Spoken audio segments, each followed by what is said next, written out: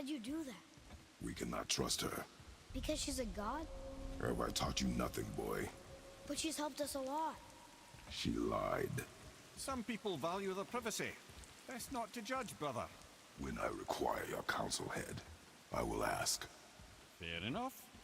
Get me to Tyr's temple in the Lake of the Nine, and I'll get you to Jotunheim as promised. We know the temple. What's there? Only the last living giant in Midgard. Who better to tell us the way? The world serpent? Wait, do you know how to talk to him? Indeed. He speaks an obscure tongue more ancient even than these mountains. None are left in Midgard who speak it. Except, of course, for me. You do? It's true. You wouldn't know it to look at him, but Jormungandr is a sparkling conversationalist.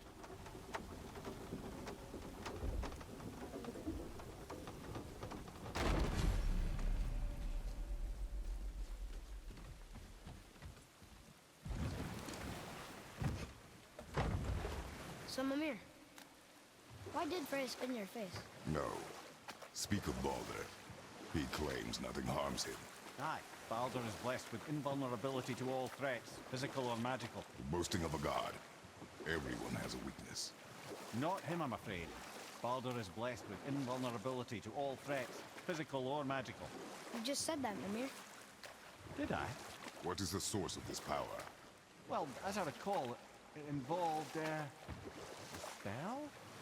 Mimir? Parts of my brain must still be coming back to life. Just need a moment to finish waking up. Hope he's not broken.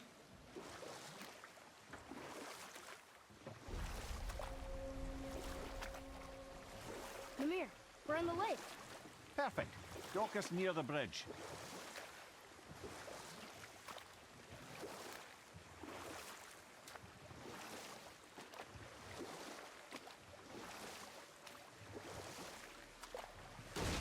Mimir, you never did tell me why Freya spit in your face. Well, she blames me in large measure for her present circumstances, and not totally without reason. It all goes back to the long war between the Aesir and Vanir. Enough. No stories. Not while on foot. Our focus is the road. Completely understand. I'll finish later, lad. Ed, how do we speak to the serpent? There's a horn on a platform at the middle point of the bridge. Take me to it. Finally, that horn.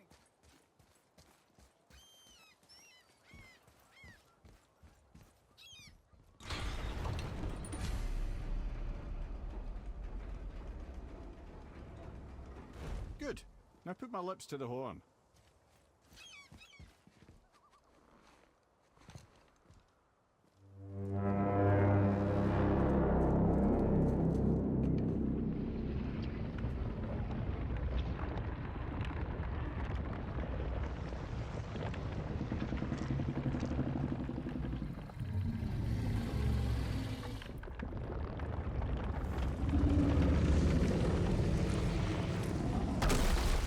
Why is he doing that? Odin had that statue made in honor of Thor. And seeing as the world serpent absolutely abhors the fat dauber, he was probably sick of looking at it. But doesn't that hurt? Well, he and Thor have a bit of an unpleasant history between them. Or they will, anyway. So I guess waking up to see it was worse than the thought of lumps of solid stone passing through his gullet. You want me to ask him? No. Our only concern is Jotunheim.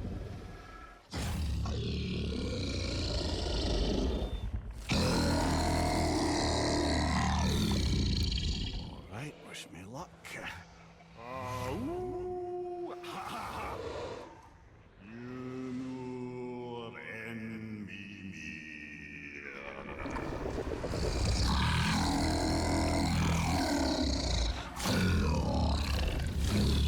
I've still got it, lads. He remembers me. Why you? Oh no, that's not right. Mokuno Huntun Kun. Ahon Eko Notun Novunora.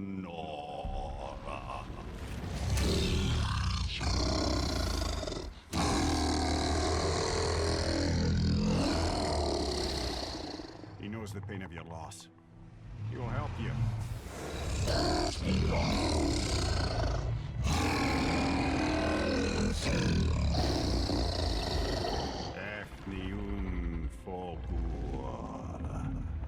Curious.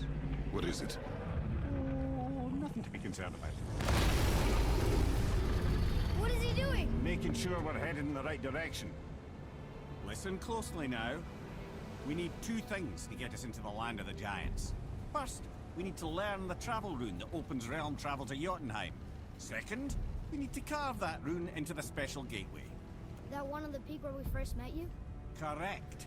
Except the giants, in their infinite wisdom, saw to it that no ordinary chisel would do the job. Only the tip of a magical chisel opens that gate. Luckily, I know where it is, and it's not far. He looked kind of mad for a moment there. Now that, you thought I said you were friends of Odin. You'll forgive me. Never spoken the ancient tongue sober.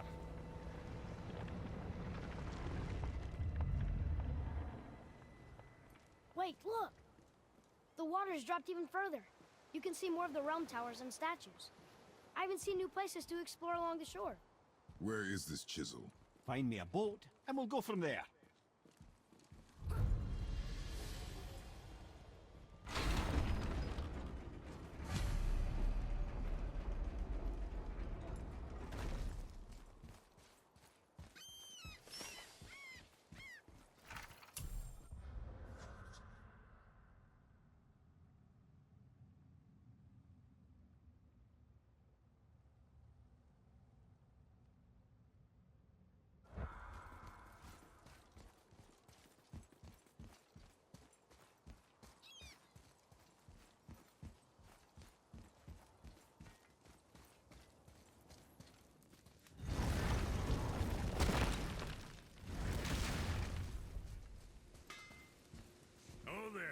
Got another favor to ask you two. What do you want, dwarf?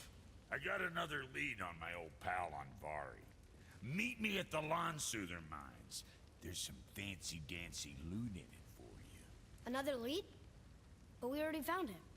Well, found his hand anyways. I'll explain at the mines. These ones is just south of the river pass. Now you two want something, or you just gonna stand there all gag-scrapped and slack-jawed? Let's get to it. Pulled the ring off Anvari's hand at the Velander mines. Feller was always tampering with souls and dark rituals and matters of the night, see?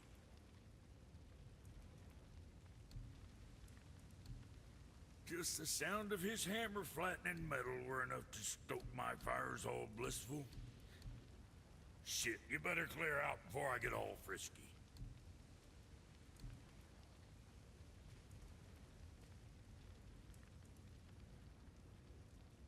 Clear it with the rock.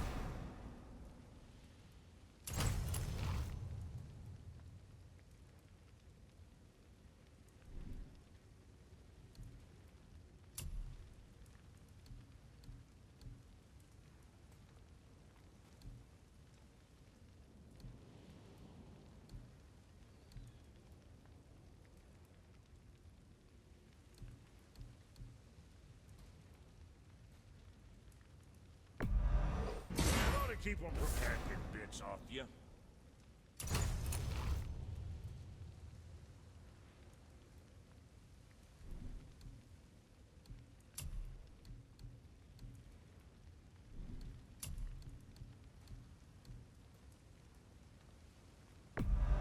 Now go scuff that up.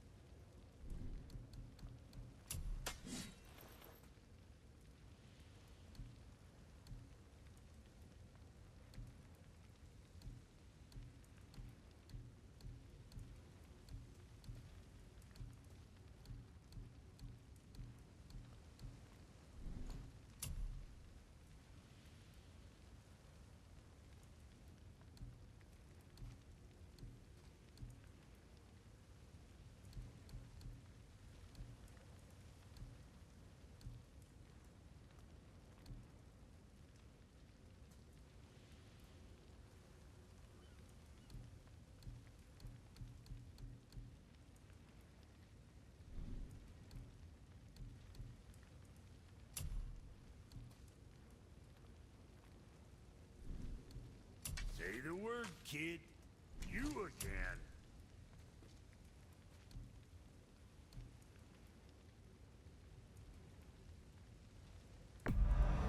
Very proud of you, son of a bitch.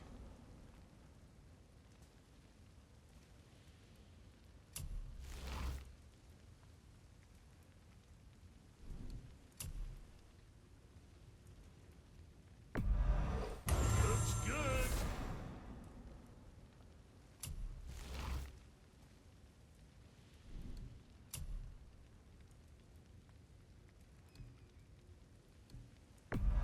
I'm sure that'll keep you out of trouble.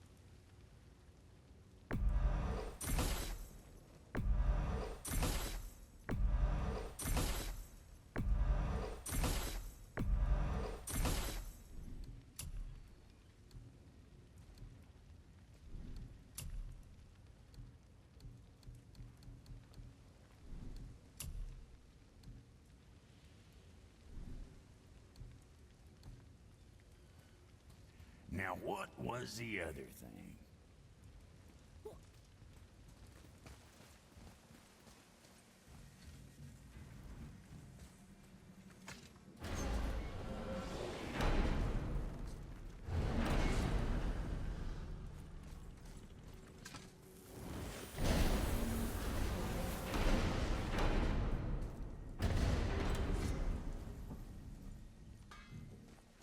What's got you all bumfuzzled over there? Get going!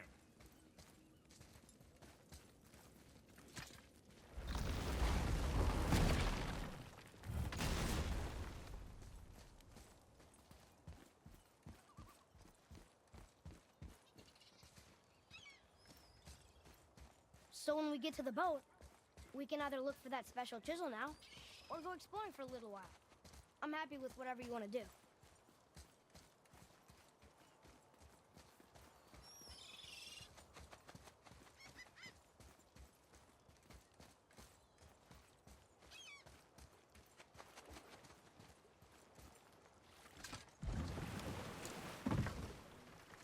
Which way to the chisel?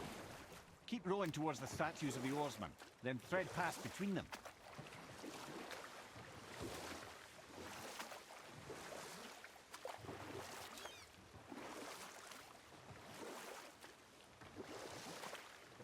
Hey, Mimir. Last we were in a boat, you had just started the story. What did you want to tell me about the Long War? Prior to that, wars for the Aesir were easily won. But the Vanir had proved their equal and exacted devastating damage. Both sides suffered tremendous losses, and for many of us, quite frankly, war was simply no fun anymore, but a rather senseless waste of precious life. Wouldn't you agree, brother? Precisely. Enough was enough. And at last, Odin's most brilliant advisor became determined to find a more enlightened path. He set about to broker a peace between the gods. Took some convincing, but ultimately Odin was persuaded to marry his deadliest enemy, a certain Vanir goddess, legendary not only for her fertile beauty, but her genius at the very Vanir magic that Odin had long aspired to master. Freya married Odin? What was in it for her? It was a sacrifice to protect her people, a selfless act of love. Truly, she deserves better than she got. But of course, there's more to that story.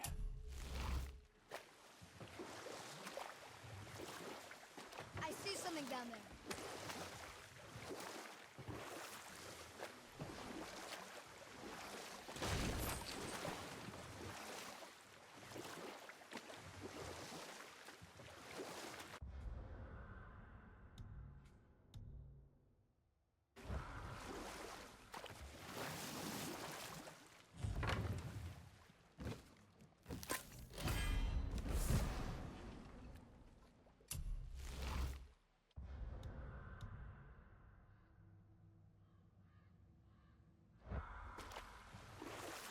Decent beach over here.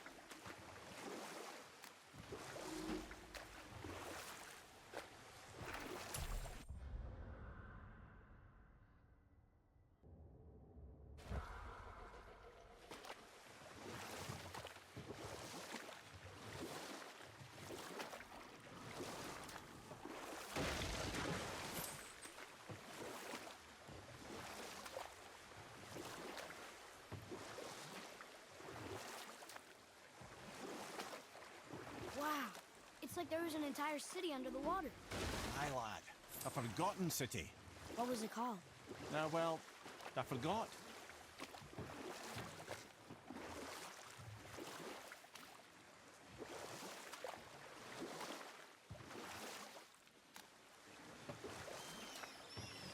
I can't believe Odin and Freya were ever married. Love and hate are more closely intertwined than you might imagine. For instance, Odin hates the giants and they him. But Thor's own mother was the giantess Fjorgun, one of Odin's great loves. So Thor's half god and half giant? Weird. Once Fjorgun was gone, lonely ages passed for Odin. And as war with the Vanir raged, I could see what he really wanted beneath his bluster. And after no small amount of convincing, Freya agreed. For a while there, he really turned on the charm. He seemed happy. He seemed interested in making her happy. He granted her so many wishes I could scarcely recall them all. The peace held, and I truly believed all had worked out better than I could have planned. But Odin's true face showed itself again in the end. He won Freya's trust, and she taught him some of her Vanir magic, another choice she would live to bitterly regret. Sadly, despite his wise counselor's best efforts to persuade him that peace was the only true path to stave off Ragnarok, Odin never let go of his obsession with Jotunheim. The taste of Vanir magic led him to new forms of experimentation and new levels of depravity.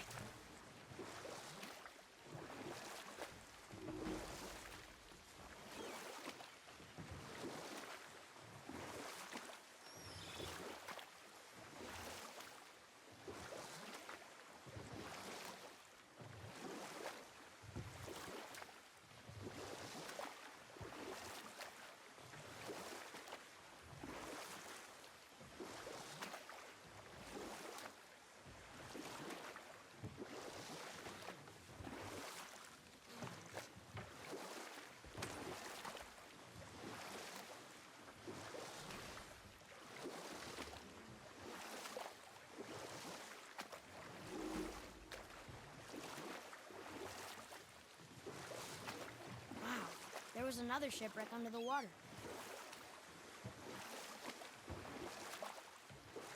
There's something down there.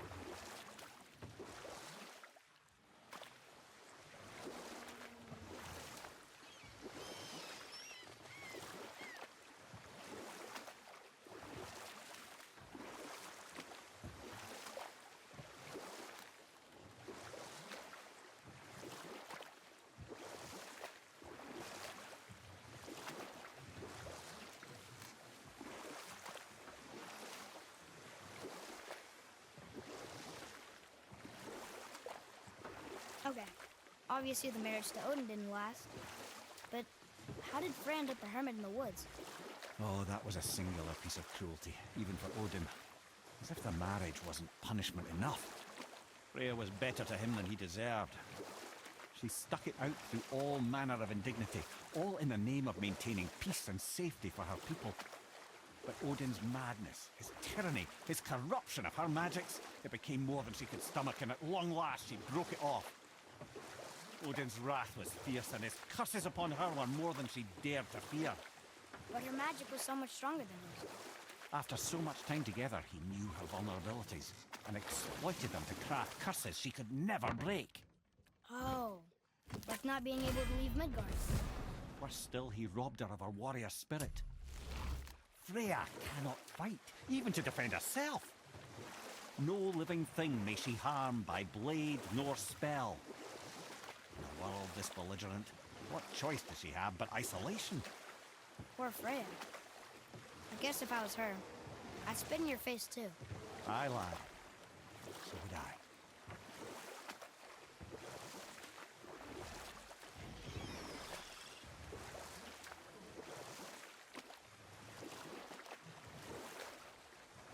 You want a beach here?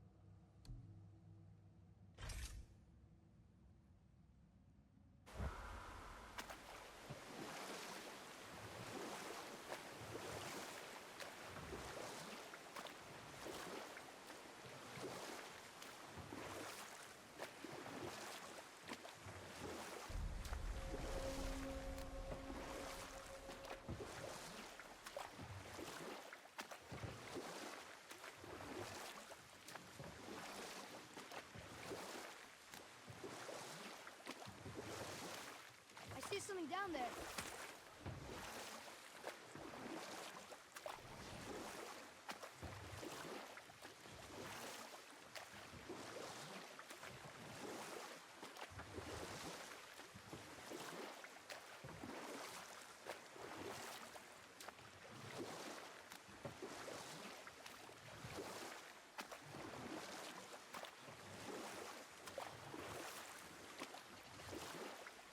The mirror. There was a shrine about a giant lady with lots of books and visions. Ah, that would be Groa, the Knowledge Keeper. She was a gifted sorceress, who gathered every tome of arcane wisdom she could find in the realms, all in the hopes of augmenting her powers of prophecy, that she might find her lost husband, Arvandil. But it was not her husband she would glimpse in her visions, for it was Groa, seeing longer and farther than any before or since, who witnessed Ragnarok, the end and the beginning. When Odin caught word of her ultimate prophecy, he maneuvered to obtain her knowledge and hoard it for himself. Groa knew Odin as a long-time patron of her services, and so she welcomed him into her library as a friend. What she did not know was that Odin himself was behind her husband's disappearance, having used his enchantments to conceal his death at Thor's hands from her sight. Smiling, jealous Odin took her by the throat, and with his very hands he stole her library and her life for his own. I always knew Odin was bad. That's just... Ruthless, barbaric, heartless? That's Odin. In fact, we would do well to sit here in silence for the next few moments and reflect on Odin's capacity for cruelty. And so... Reflect longer.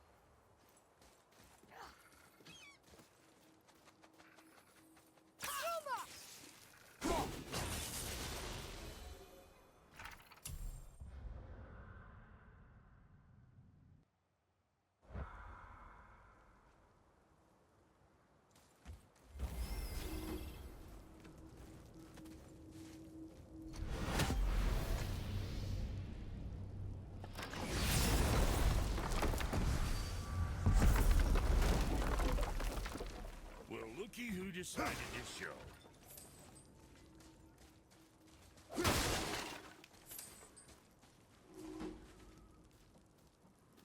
Talk to this here ring. What? I can't hear thoughts from rings, Brock. It's talking to me! It's Andvari! Ha! Knew it. He says he went to the Velander mines to... observe his mistake? But then the Soul Eater attacked, so as he was being ripped apart, he cast a spell that removed his soul and put in this ring. And then he... What about all his stuff?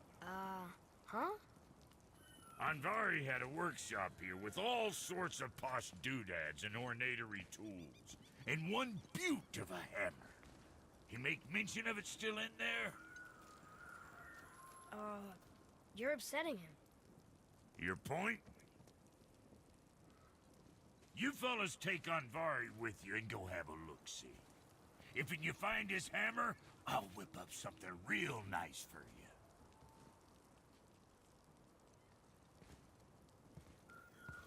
Hey now, don't go forgetting your entry stone.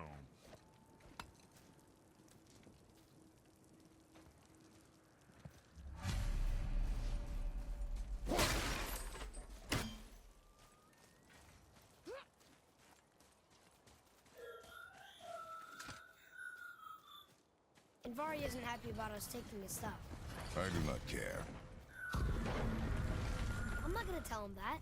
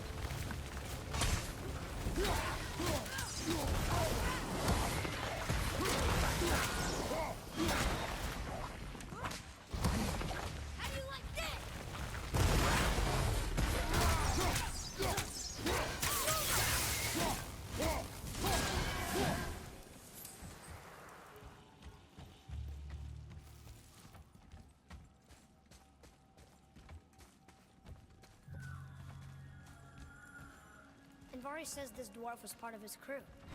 That he died because of his mistakes. He sounds sad. The ring's grief is of little importance, boy.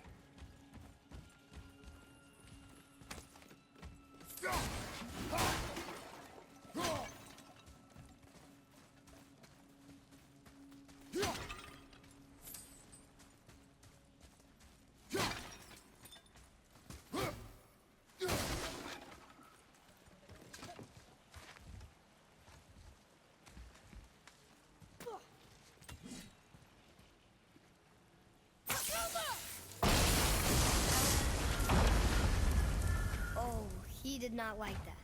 He's warning us not to go down there. Stop listening to the ring, boy. He cannot be trusted.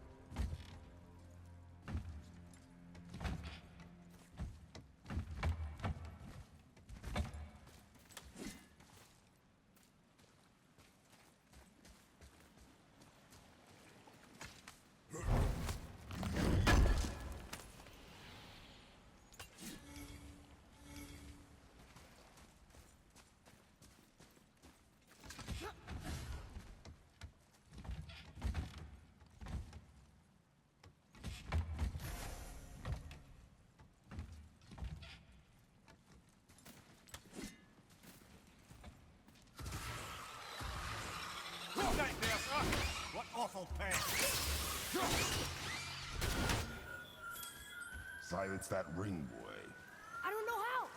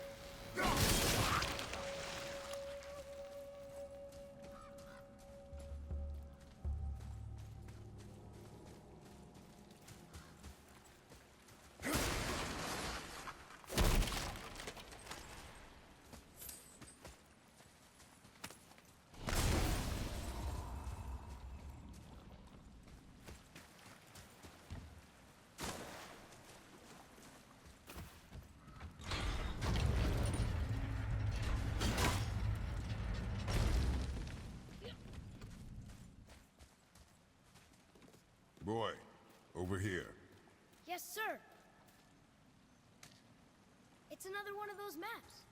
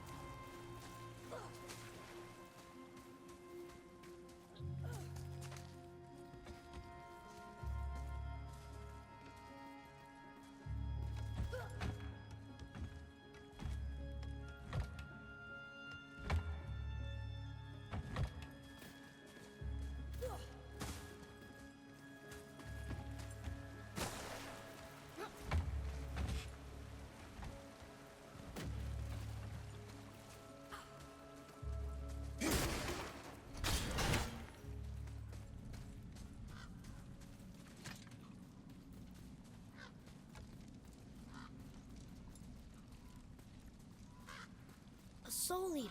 And a traveler. Guard up.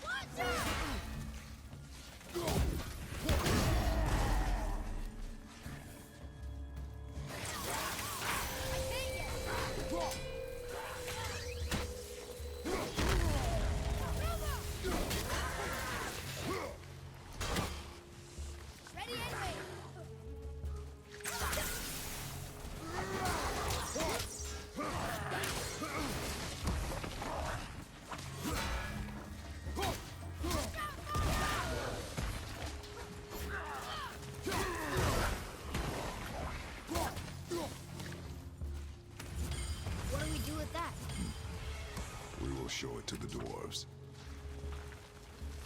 I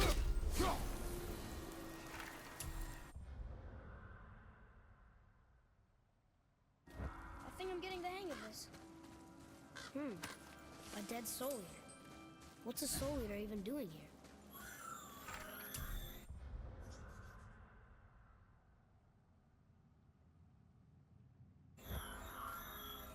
What do you mean it's your fault? Boy, ignore him. It's sort of tough for me to ignore.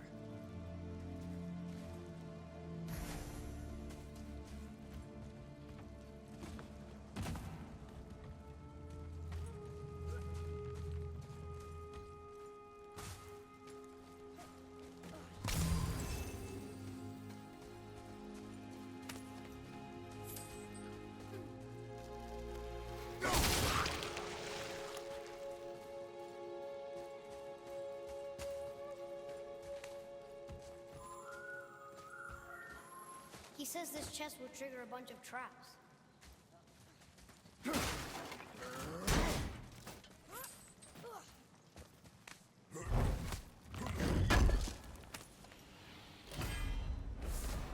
I see no traps. You sounded so sure about it.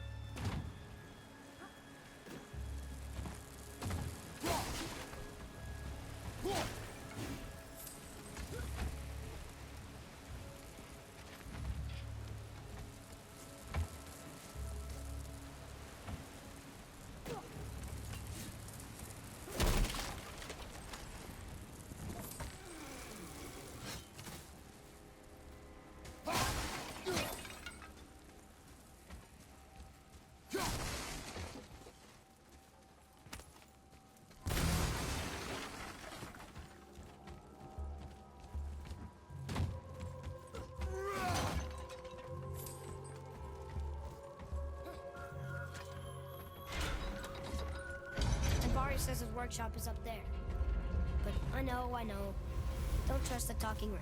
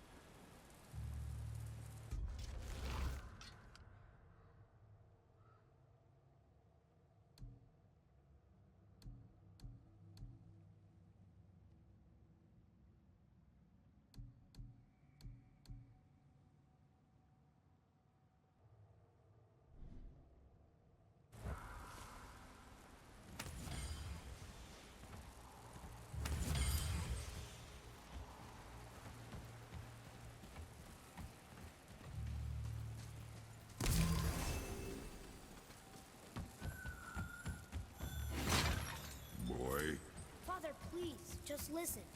Invari's crew did something bad here. He's glad you destroyed his lab, and he's sorry he kept trying to trick us.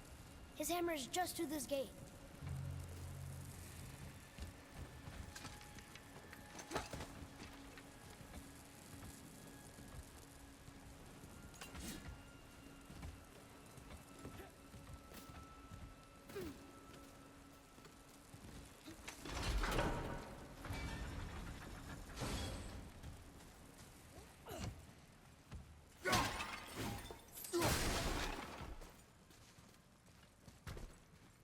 Boy, over here. Sir. Okay, that's going in the journal.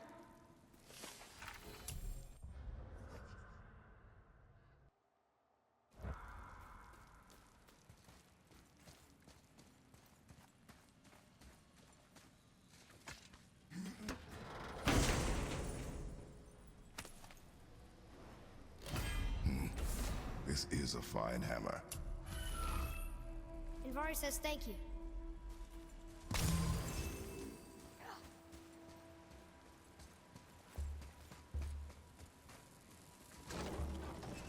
Can we keep him? We will talk to the blue one.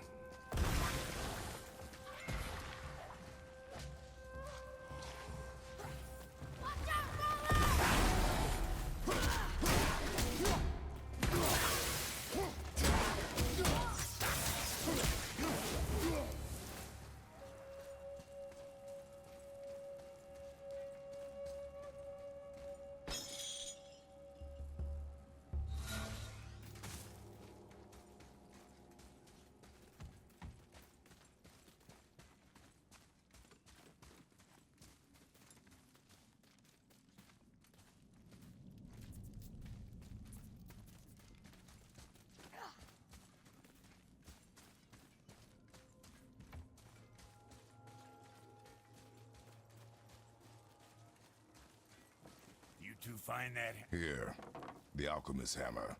His spirit is a nuisance. Yeah, Anvari always was an asshole. Hell of an alchemist, though. Hand him over here and I'll melt him down. What? You're going to melt down your friend? A trapped soul's what I need to give your reward some extra oomph. You don't want it? Father, we can't do that. Here, you hold on to him. He's really useful, I promise. Fine. So long as he proves his worth.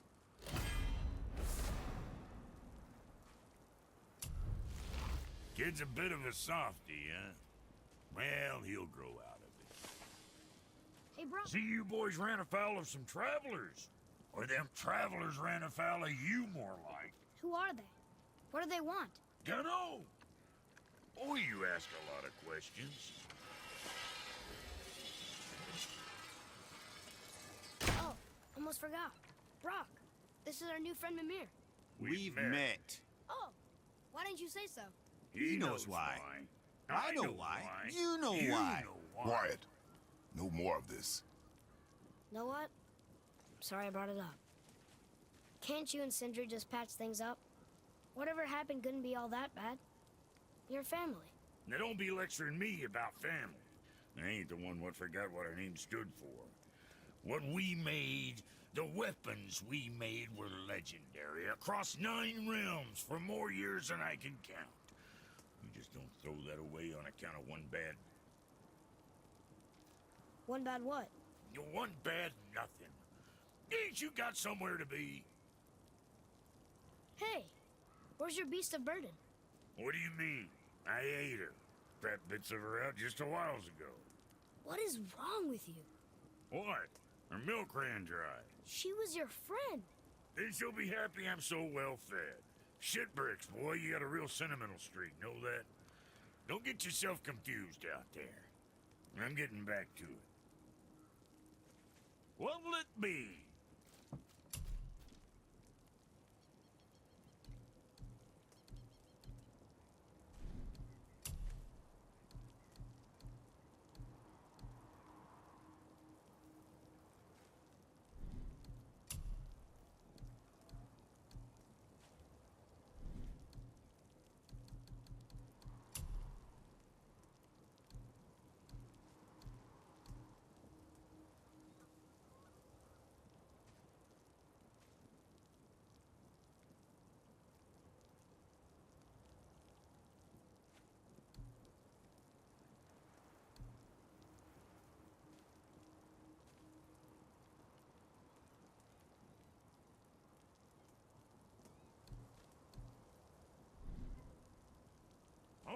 Well, scoot then.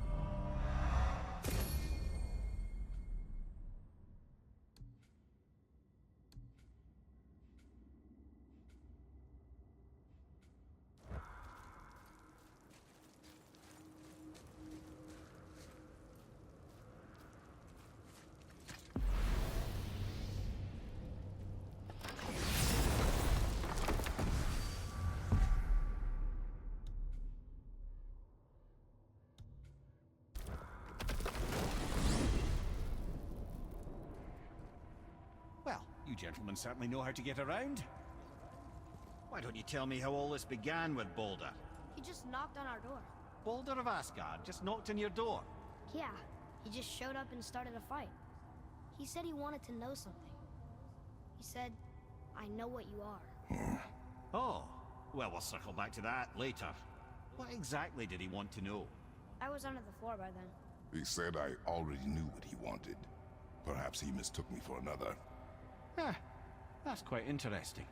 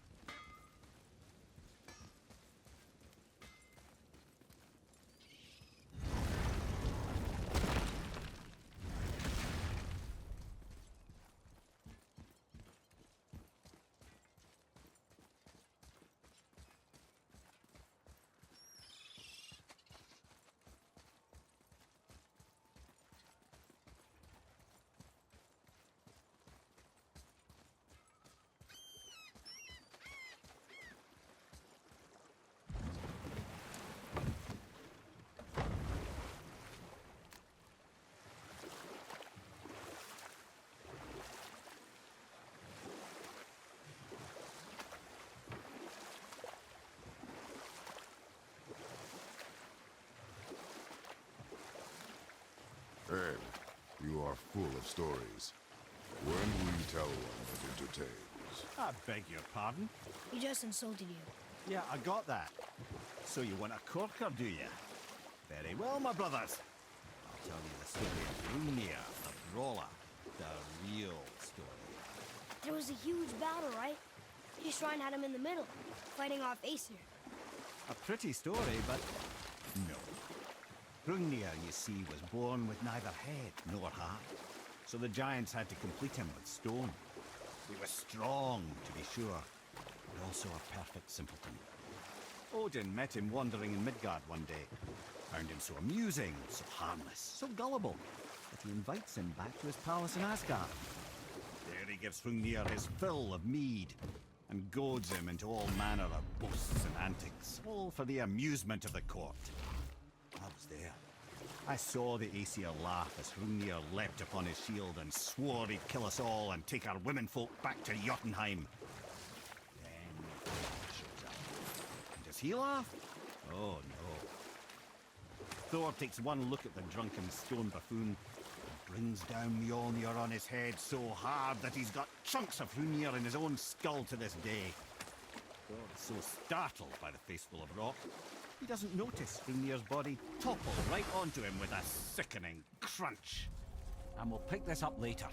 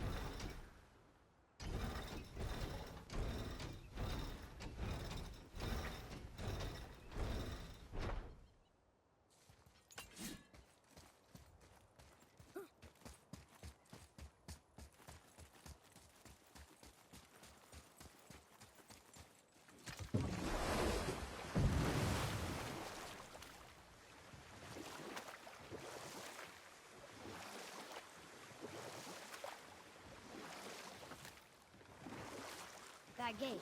We never did open it. Should we give it a try?